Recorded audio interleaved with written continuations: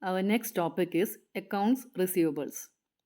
Path is SPRO, SAP reference IMG, financial accounting, accounts receivables and accounts payables, customer accounts, master data,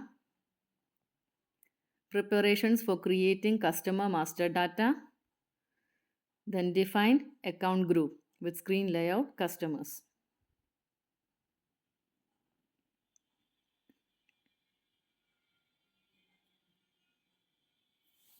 So click on new entries. Now account group, whichever is your account group, you can give that. Then in the meaning column, you can write FI customer account group for whichever company you are creating, that company code you can give. Now here you can see down company code data option. So double click on company code data.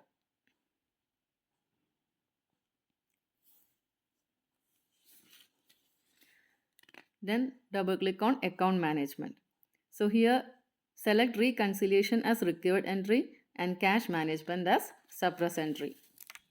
Now you can save this.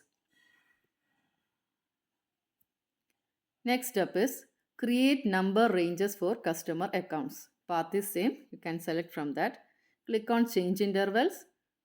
Then click on insert intervals. So here you can give number. I am giving company code. Then from range to range you can give. After that you can save. So now we are creating the number ranges for the customer accounts. Understood?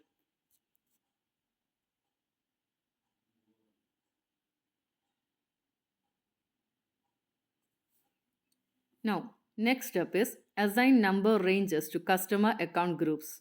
Path is same. Click on position. Here you give the account group.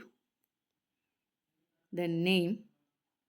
That is already coming there automatically. You can give the number range. I am giving my company code. Same variable I am using for everything. Now you can save. That's it.